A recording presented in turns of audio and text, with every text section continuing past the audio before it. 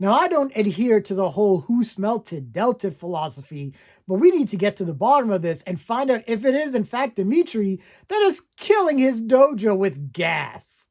Here are my immediate thoughts on Season 6, Episode 6 of Cobra Kai.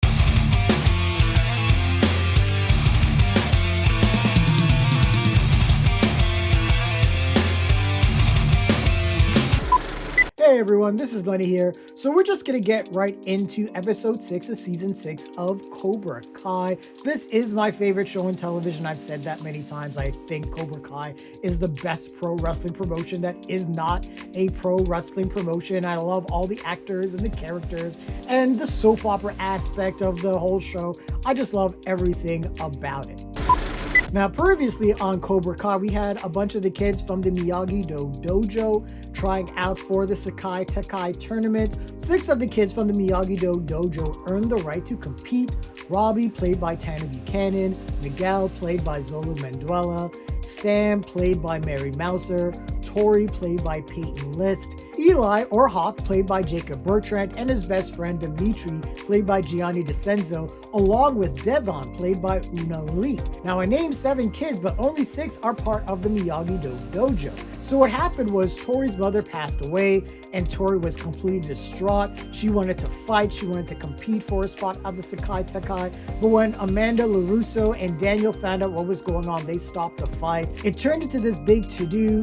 Tori got super pissed and just bounced, and then she wound up joining the Cobra Kai dojo that is part of the Sekai Taikai tournament. Kreese and Kim Dae-un are both there as the senseis for this new badass Cobra Kai dojo. And while Johnny and Daniel are still at odds in terms of their own ways that they sensei the kids, Daniel is still wrestling with the mystery surrounding Mr. Miyagi, his original sensei from the original Karate Kid movies, and his past. It was discovered that Mr. Miyagi was part of some sort of violent crime. He fled the United States. He was part of the Sekai Taikai tournament and possibly even killed someone during that tournament. And Daniel is having a hard time reconciling the fact that his sensei was someone who would be so violent, would have such a violent past, and is just trying to get to the bottom of all of this. So a couple things before we really dive into this episode. First, we're going to do things a little differently. Instead of me giving a play-by-play of the entire episode, I'm just going to kind of give you my thoughts and feelings of the episode along with just some of the highlights. Plus, this is a spoiler review and recap. So unless you haven't seen episode 6 of season 6 of Cobra Kai, I suggest for you to go back, watch that, and come back here because we got a lot of shit to talk about. So this episode starts out and we are introduced to the Sekai Taikai and all the other dojos. It seems like that there are 16. It reminded me of season 4, episode 9 and 10, where we had the All Valley tournament, and that just got me super hyped. Now the episode, for the most part, is broken up in a couple parts. We have the adults and we have the kids. So the adults are part of a mixer with all the sponsors and all the other senseis. Johnny, played by Billy Zabka, and Daniel, played by Ralph Macchio, are there. And Daniel and Johnny just still can't get along, and Johnny is reiterating that when the Sekai Taikai tournament is over, him and Daniel are going to go their separate ways. Now, it was cool to see Johnny wearing that red jacket. It was very reminiscent of the jacket that he wore in the original Karate Kid movie. At the mixer, there's a buffet and a steak buffet, and there's an individual who took 2 steaks instead of 1. That irks Johnny, and we find out that this is Louis Tan, Cole from Mortal Kombat. And let me just say that Louis Tan, as he plays this character, where was this guy in Mortal Kombat? I would have loved to see this badass in that movie.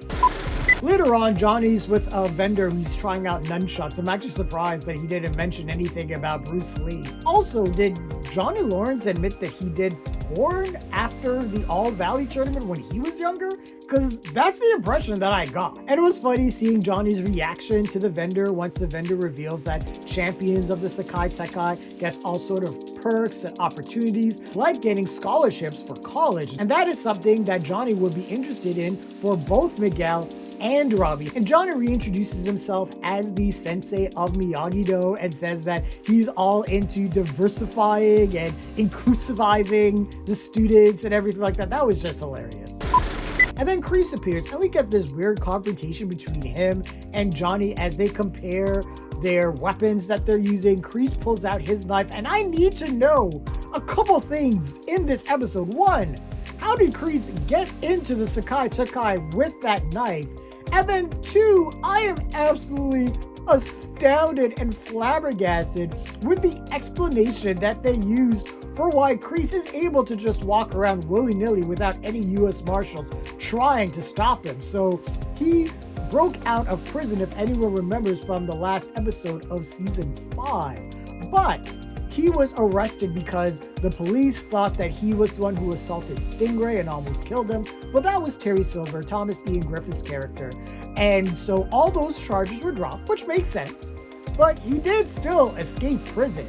But it's explained away that Kreese has PTSD as a former prisoner of war in Vietnam and must have had some sort of incident or hallucination where he thought he was trying to escape Vietnam. So everything is dropped. And I admit, for most shows, that would be a major red flag, but I let it go just because the characters for this show are so compelling.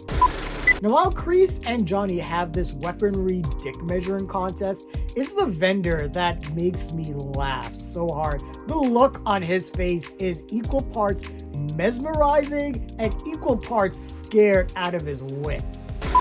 At the same time, Daniel is trying to find answers about Mr. Miyagi. He has the headband from the Sekai Taikai tournament, and there's a little bit of research done. It looks like that the headband is from the Sekai Taikai tournament from the 50s, maybe even the 1940s. And the organizer of the Sekai Taikai says that there's a Master Sereno who may know what's going on, and Daniel should probably look into finding him and getting some more information. Now, Daniel goes to break up this confrontation between Kreese and Johnny. Kreese has a great line. Yeah, I was looking for Johnny's supervisor. Kreese is just an asshole. And Martin Kove is awesome. Daniel goes to break up this confrontation between Kreese and Johnny, but then Chozen shows up, and Chozen is completely drunk off of his ass. It seems like he went to Okinawa. He wanted to talk to Kumiko, who he's in love with, but when he went to her place, another gentleman answered the door. He was in a towel. It looked like he was completely naked, and Chozen was completely heartbroken. And I'm thinking, though, that was a bit of a misunderstanding. But at the Sekai Taikai mixer, Chozen just loses it. He sees the flowers on the table that are reminiscent of the flowers that he brought to Kumiko, and he loses his shit. And he gets kicked out along with Johnny and Daniel. And I'm like, Chozen probably should have been kicked out from the jump. Now, while the adults are dealing with their own drama, we got the kids and the competitors of the Sekai Taikai tournament. They're on a field trip. The organizers are working a lot with the captains, having them take pictures and everything like that. And we see Sam and Tori, they're not talking to each other. And we're introduced to a new player, Zara, who comes in a little bit later. She looks like that she has eyes for Robbie. Now, in that same aquarium scene, we see Tori talking with Robbie, and Tori's like, you know, maybe we should take a break at this time while we're at the tournament. Winning is everything. I want us to still be at the podium together just like we planned. Tori also talks with Sam, and Sam's really heartbroken after the whole thing with Tori joining Cobra Kai. And Sam's like, you know, I thought we were friends. I'm so sorry that your mother died. But, you know, I would have been there for you. We would have all been there for you and supported you. So the fact that you bounced just, you know, doesn't sit well with me. I don't agree with you. I get it. But, you know, when we're on the mat and we're competing, I'm not going to hesitate. And also at the aquarium, we get this challenge from all the competitors to see who can kick the highest. We have Quan from the new Cobra Kai, and he's a complete badass, honestly. And he tries to egg on the Miyagi-Do dojo. We already have a bit of dissension between Miguel and Robbie. It seems like Robbie obviously is a little distracted with Tori being there. But Robbie is up for the challenge. And Quan is like, hey, you kick first and I'll kick after. If you kick higher than me, you get all of our rooms. But if I kick higher than you, then I get your rooms. And we see where this is going. Robbie does not kick high enough and he loses the rooms for the kids. And everyone at this point is getting really upset. We can see the dissension between Miguel and Robbie growing even further. And that plays into the first challenge of the Sekai Taikai tournament, which is called the Captain's War. And this is basically like a Survivor Series match except with karate. Basically, it starts with 4 dojos all on the floor in a free-for-all. And they have to eliminate each other. If one person from each team is eliminated, they're gone. But if the captain is eliminated, then the entire dojo is eliminated. So we get all the strategy, and with Miyagi-Do, they talk about protecting the egg. That was something from last season. Tori is aware of the strategy, and she brings this up with Cobra Kai. But Quan wants nothing to do with that and is like, just follow me and you don't fall down. Tori goes to Kreese and Kim Dae-un, the other sensei for Cobra Kai. She's like, what am I supposed to do?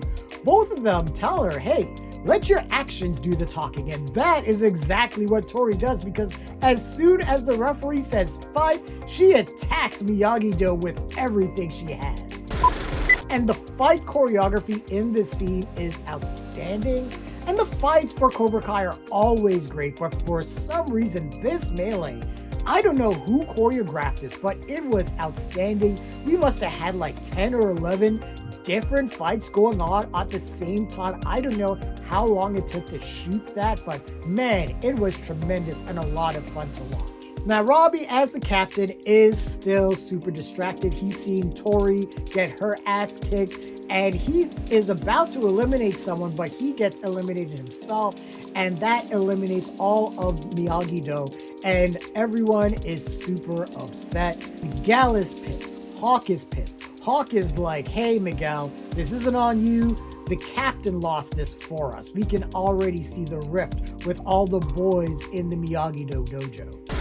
But we think Cobra Kai is going to run away with this, and then we get introduced to a new dojo, the Iron Dragons. All 6 of their members were not eliminated, but 4 of those Iron Dragons take a knee and eliminate themselves to reveal the 2 captains, Zara and Axel. And Axel is basically a karate version of Ivan Drago from Rocky IV. This guy looks like he is capable of destroying everyone with his bare hands. And that's pretty much what happens as Axel almost single-handedly destroys Cobra Kai, while Zara kicks Tori's ass and declares, "Welcome to Barcelona, bitch." And then on top of all of that, it is revealed that the sensei for the Iron Dragons is Louis Tan himself, Sensei Wolf. What a cliffhanger, and I just love the fact that we have this new dojo in here, throwing a wrinkle in the plans for both Miyagi-Do and Cobra Kai. But yeah, this is just another great, fun episode. I'm really interested in seeing what is next, what the next challenges for the Sekai Taikai tournament is going to be. What is the next step for Daniel in terms of the Mr. Miyagi mystery?